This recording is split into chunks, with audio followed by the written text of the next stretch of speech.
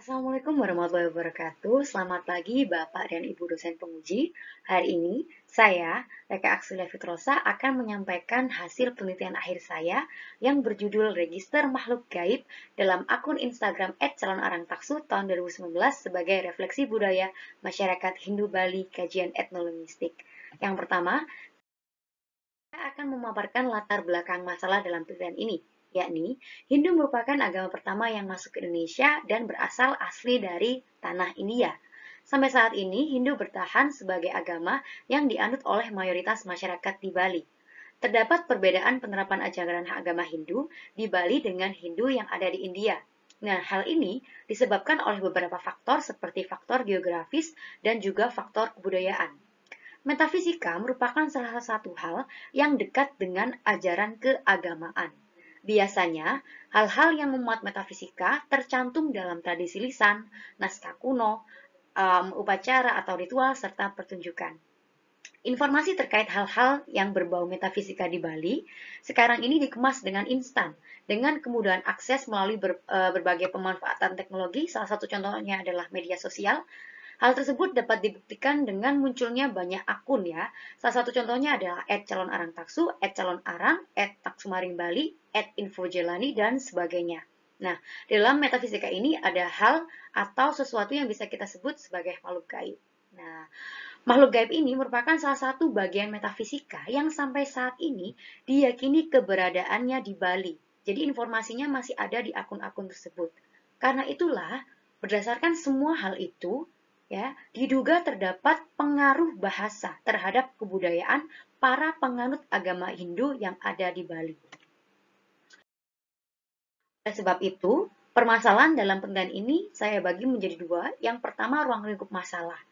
Jadi, penelitian ini merupakan penelitian etnolinguistik yang kajiannya adalah register dan objeknya adalah makhluk gaib. Yang kedua adalah batasan masalah.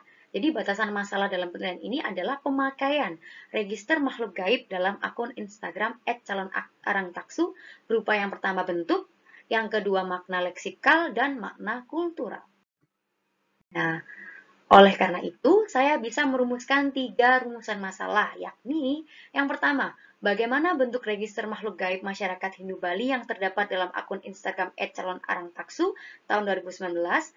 Yang kedua, bagaimana makna registernya. Yang ketiga adalah bagaimana refleksi budaya yang terdapat dalam pemakaian register makhluk gaib dalam akun Instagram @calonarangtaksu tahun 2019. Seperti rumusan masalah, jadi tujuan penelitiannya berkaitan ya. Yang pertama adalah mendeskripsikan klasifikasi bentuk, makna, serta refleksi budaya masyarakat Hindu Bali pada pemakaian register yang terdapat dalam akun Instagram @calonarangtaksu. Oke, jadi manfaat penelitian ini saya bagi menjadi dua. Yang pertama teoritis, yang kedua praktis. Jadi kalau teoritis itu penelitian ini diharapkan bisa mengembangkan kajian register yang umumnya biasanya berada dalam ranah profesi, usia, dan jenis kelamin, dan juga berkaitan dengan budaya non-fisik saja. Jadi penelitian ini merupakan penelitian yang mengkaji register dalam bentuk atau dalam kaitannya dengan budaya non-fisik, seperti sistem religi atau makhluk gaib. Yang kedua adalah manfaat praktis. Diharapkan penelitian ini bisa menginventarisasi register yang ada di Bali, lalu bisa digunakan sebagai acuan dari penelitian selanjutnya. Berikutnya, semoga penelitian ini diharapkan bisa menyumbangkan kosakata yang berhasil nanti diklasifikasikan ke dalam kamus dalam bahasa Bali.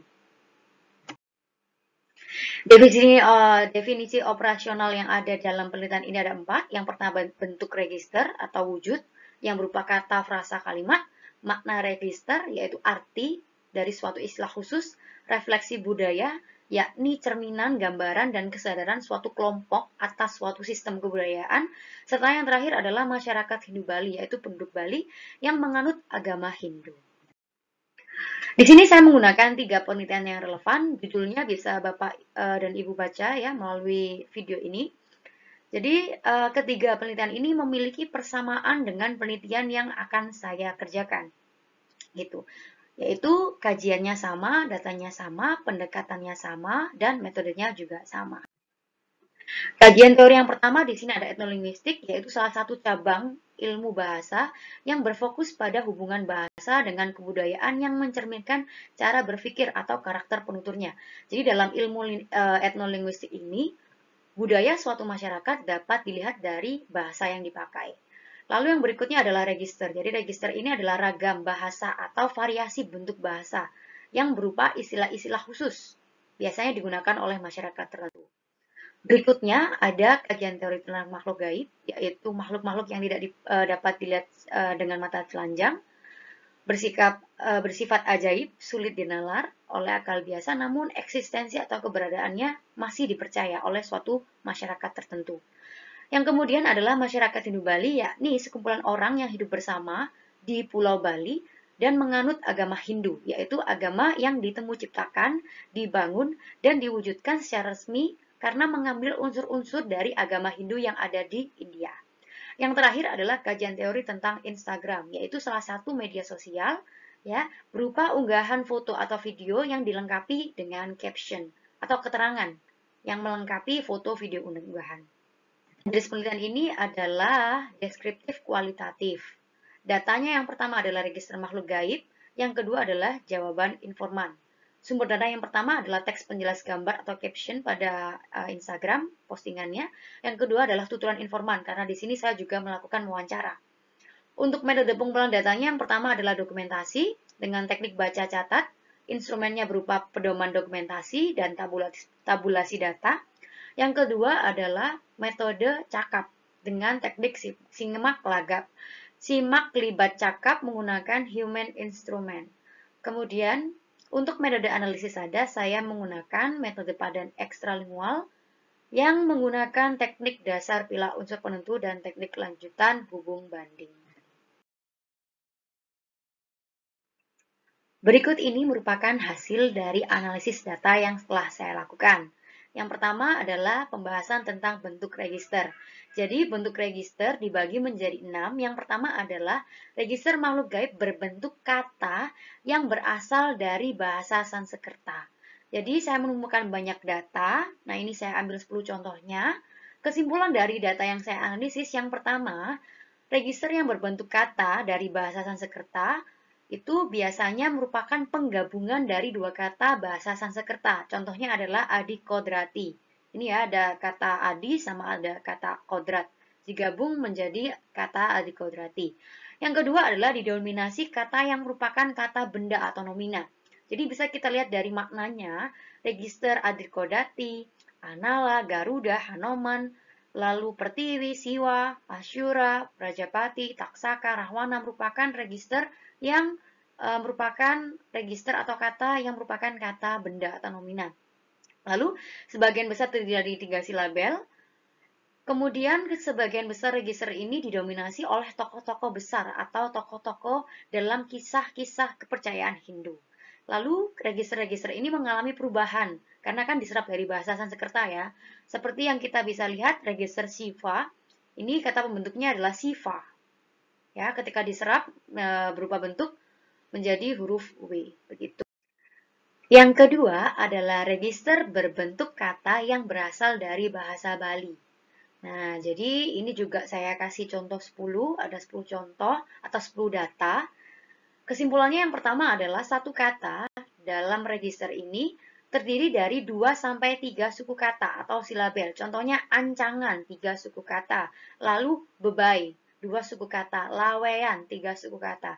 Yang kedua, register yang memiliki makna jamak mengalami reduplikasi. Jadi seperti kuplak-kuplak.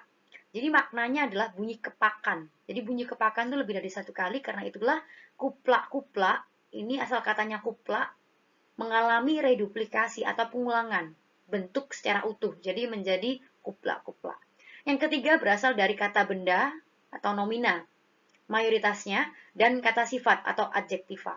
Jadi mayoritasnya kata benda bisa dilihat ya, ancangan, ini adalah teman. Lalu cingkrabala, ya neraka, ada pasukan juga. Jadi semuanya dimayoritas oleh kata benda atau nomina. Yang keempat, dipengaruhi makna kultural masyarakat Hindu Bali. Jadi pemaknaannya dipengaruhi oleh cara pandang masyarakat. Yang kelima, biasanya digunakan untuk menyatakan makhluk gaib yang hanya ada di Pulau Bali. Jadi contoh-contoh yang ada di hadapan Bapak dan Ibu ini merupakan contoh-contoh atau nama-nama register atau makhluk gaib yang hanya ada di Bali. Jadi selain Bali ini registernya atau makhluknya nggak ada. Seperti itu. Berikutnya, yang ketiga adalah register makhluk gaib yang berasal dari frasa bahasa Sanskerta. Nah, ini biasanya terdiri atas gabungan dua kata, karena ini frasa ya. Lalu kemudian kata nomina selalu menjadi kata pertama, gitu. Jadi kata pertama, kata keduanya merupakan kata penjelas dari kata yang pertama. Didominasi oleh register yang diawali oleh kata dewa. Lalu register yang diawali kata dewa selalu diikuti kata keterangan atau adverbia, gitu. Kata kedua merupakan kata penjelas kata pertama, dan kata dewi biasanya disematkan dalam register untuk makhluk gaib yang berjenis kelamin perempuan dari golongan dewa. Jadi kalau dewa itu cowok atau laki-laki, kalau dewi perempuan. Berikutnya adalah register makhluk gaib berbentuk frasa yang berasal dari bahasa Bali. Jadi terdiri atas dua kata berbahasa Bali gabungannya, bisa dilihat tabelnya.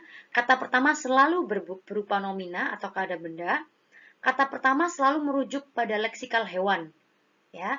Atau misal bukan hewan tapi biasanya juga bisa manusia, tapi mayoritas didominasi oleh leksikal hewan dengan kata kedua sebagai penjelas gitu. Contohnya asu yaksa. Jadi asu ini merupakan maknanya adalah anjing, yaksa ini adalah lelaki perkasa. Jadi kalau digabung maknanya kurang lebih adalah anjing lelaki yang raksasa atau yang perkasa gitu. Kemudian leksikal hewan selalu berjenis kelamin jantan dan leksikal manusia selalu didominasi oleh perempuan. Kemudian bentuk yang kelima adalah berbentuk frasa dari gabungan bahasa Sanskerta dan bahasa Bali. Kalau misal register yang berasal dari bahasa Sanskerta itu biasanya diikuti dengan nomina. Gitu. Jadi registernya biasanya ada kata bute sama kata lea. Kalau kata lea itu biasanya diikuti kata kedua berupa nomina dari bahasa Sanskerta. Kalau kata bute itu selalu diikuti dengan kata nomina dari bahasa Bali yang berfungsi sebagai penjelas dan didominasi oleh makhluk-makhluk gaib yang memiliki sifat buruk atau jahat. Gitu. Yang berikutnya adalah register makhluk gaib berbentuk frasa dalam bahasa Bali yang memiliki gelar. Jadi di Bali ini ada gelar. Gelar itu merupakan suatu istilah yang digunakan untuk menghormati satu makhluk ya, gitu. Biasanya gelar-gelar ini berupa Sang Hyang, Hyang, Sang, Batara, Batari, Ida, Aji, dan sebagainya. Jadi gelar-gelar yang diberikan oleh register yang memuat kata dewa itu biasanya Hyang atau Sang Hyang. Itu. Atau juga bisa ditambahkan kata Aji, contohnya pada register Dewi Saraswati. Sedangkan gelar Batara itu diberikan untuk register dewa yang bisa menciptakan sesuatu. Jadi ada dua jenis golongan dewa, yang satunya hanya dewa, yang satunya adalah dewa yang bisa menciptakan sesuatu. Jadi dewa-dewa yang bisa menciptakan sesuatu itu diberi gelar Batara atau Batari untuk perempuan, dewa perempuan. Pembahasan yang kedua yaitu tentang makna register. Jadi register-register yang berbentuk kata, makna kulturalnya biasanya dipengaruhi oleh bentuk atau wujud atau ciri, dan juga bisa sejarah yang dimiliki oleh makhluk gaib dalam register. Contohnya adalah register Hanuman. Jadi maknanya register Hanuman ini diambil dari bahasa Sanskerta yang berarti rahang cacat. Nah, makna kulturalnya diambil dari sisi historis yang dipercayai oleh masyarakat Hindu Bali. Kalau Hanuman ini adalah titisan Dewa Siwa yang rahangnya menjadi cacat setelah disambar oleh petir Dewa Indra. Karena si Hanuman ini merupakan makhluk yang berusaha untuk menelan matahari. Tuh. Yang kedua, terjadi persamaan antara makna leksikal dengan makna kultural. Biasanya dipengaruhi oleh bentuk, wujud, atau ciri dari makhluk tersebut. Selanjutnya adalah register makhluk gaib yang berbentuk frasa. Jadi ada beberapa ciri yang saya ambil dari data yang saya kumpulkan. Yang pertama adalah makna kultural register dipengaruhi oleh perwujudan, sifat, sejarah, atau fungsi dari makhluk yang bersangkutan. Contohnya adalah Dewa Bruna. Jadi makna leksikal dari Baruna ini berasal dari bahasa Sanskerta yang berarti dia yang mengikat. Makna kulturalnya adalah dewa air karena tugas dari Baruna ini adalah dewa yang menguasai air atau dewa yang menguasai lautan dari para dewa dan juga manusia. gitu. Yang kedua, register yang berasal dari bahasa Bali memiliki kesamaan antara makna leksikal dengan makna kulturalnya. Contohnya di sini adalah Legu Godong. Ya, maknanya berasal dari bahasa Bali yaitu nyamuk penyebab penyakit gondo, dan makna kulturalnya ini berasal dari sisi historis yang dipercaya oleh masyarakat Hindu Bali, yaitu Legu Godong ini adalah makhluk atau nyamuk raksasa yang menyebarkan wabah di Sanur. Jadi wabahnya ini mirip dengan penyakit gondo. Lalu juga ada Tonya Yeh. Jadi Tonya ini adalah makhluk halus, Yeh ini adalah air.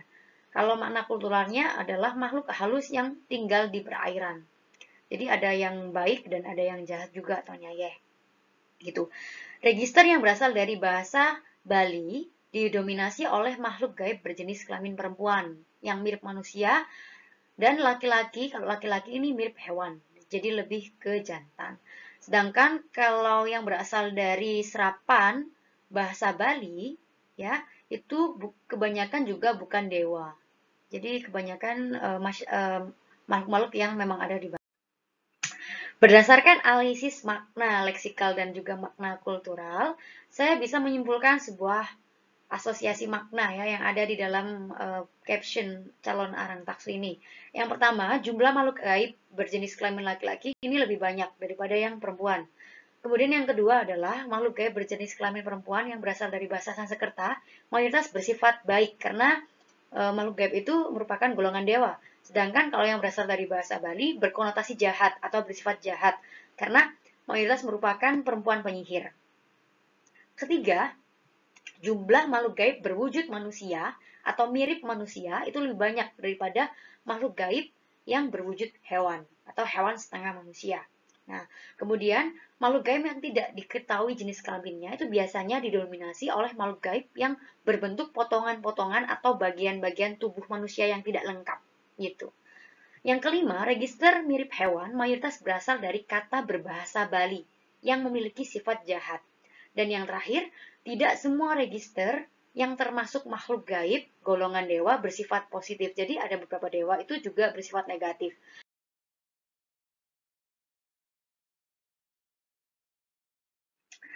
Pembahasan yang berikutnya adalah refleksi budaya masyarakat hidup Bali pada pemakaian register makhluk gaib dalam akun Instagram @calonarangtaksu tahun 2019.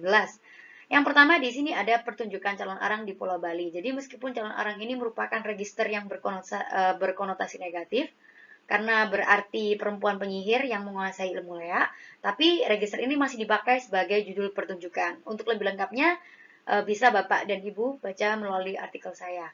Yang kedua adalah penggunaan atau peringatan Hari Raya Saraswati. Jadi Dewi Saraswati ini merupakan Dewi ilmu pengetahuan yang sangat dihormati di Bali.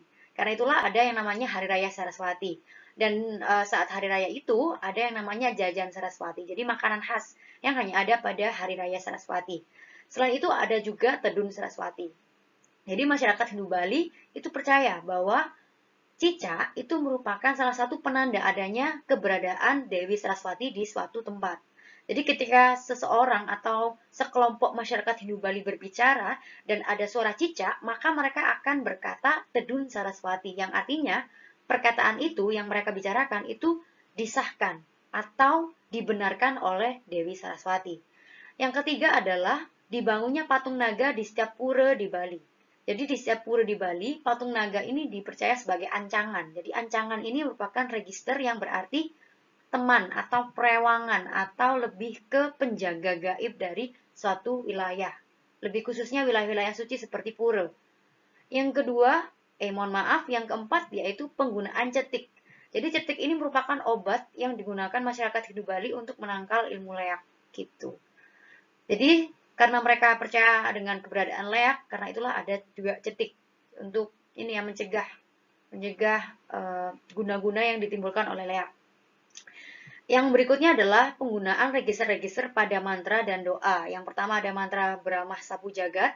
Ini digunakan untuk melindungi orang-orang yang ada di rumah dari pengaruh leak. Lalu mantra Brahma Gading dalam lontar usada Gading Sewu. Lalu pemujaan atau register Dewa Baruna yang ada di dalam doa-doa untuk mendapatkan keselamatan hidup. Selain itu juga ada register Cambra Berat dan juga register Batara Guru dalam lontar usada Pamungkas. Jadi lontar ini merupakan lontar yang berisi cerita tentang perlawanan antara Batal Guru melawan ilmu layak dari calon arang. Lalu yang terakhir adalah posisi penempatan canang atau sesajen.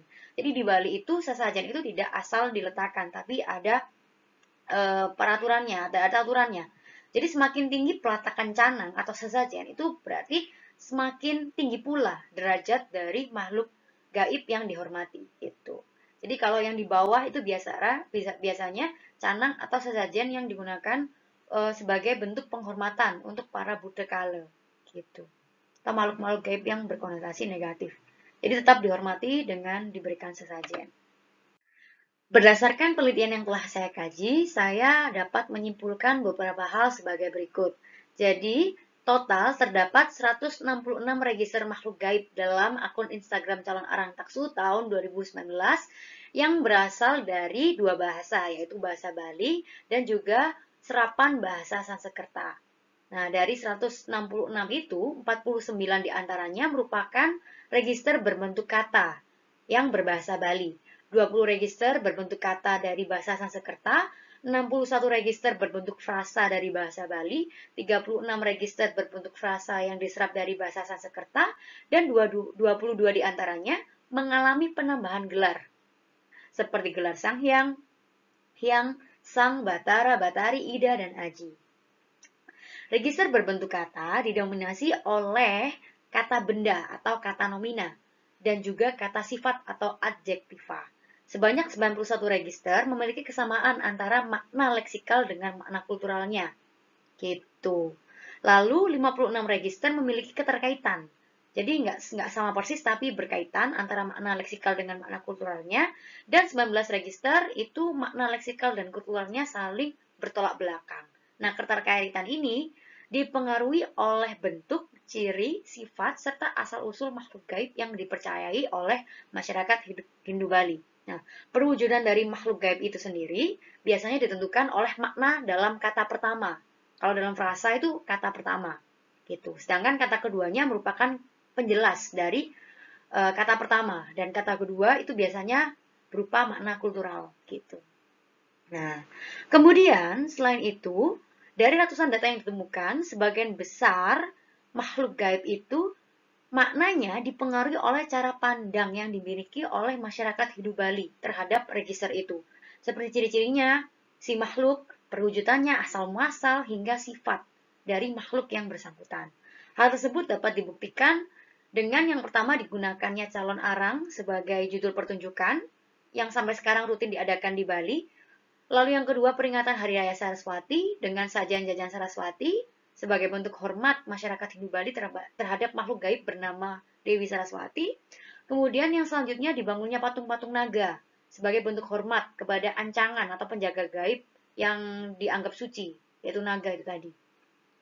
Kemudian digunakannya register-register makhluk gaib golongan dewa dalam doa sehari-hari, khususnya doa-doa untuk melindungi diri, gitu, dari pengaruh leak. Yang kelima adalah dibuatnya ramuan penangkal ilmu leak yang disebut cukli. Serta yang keenam, terdapat perbedaan peletakan canang atau sesajen yang ada di Pulau Bali. Dengan demikian, secara religi, ya, ternyata bahasa atau register-register yang digunakan oleh masyarakat Hindu Bali yang tercantum dalam Instagram calon arang taksu itu ternyata berkaitan. Dan masyarakat Hindu Bali itu mempercayai keberadaan adanya makhluk-makhluk gaib itu. Dan mereka juga punya peran. Makhluk-makhluk gaib itu punya peran dalam kehidupan masyarakat Hindu Bali. Dan dinyatakan dalam bentuk register. Saran yang bisa saya berikan untuk peneliti selanjutnya adalah saya mengharapkan penelitian yang selanjutnya bisa menelaah register makhluk gaib masyarakat Hindu Bali dengan berbagai kajian ilmu selain ilmu linguistik, ya, misalnya semantik, morfologi, ataupun kajian lain di luar linguistik. Penelitian selanjutnya saya harapkan bisa mengembangkan daftar register makhluk gaib beserta keterkaitannya dalam upaya penjagaan budaya dan tradisi di Indonesia secara lebih mendalam, supaya tradisi atau budaya itu tidak mudah hilang. Jadi begitu. Demikian presentasi yang bisa saya sampaikan. Bila ada salah kata, saya mohon maaf sebesar-besarnya dan terima kasih. Wassalamualaikum warahmatullahi wabarakatuh.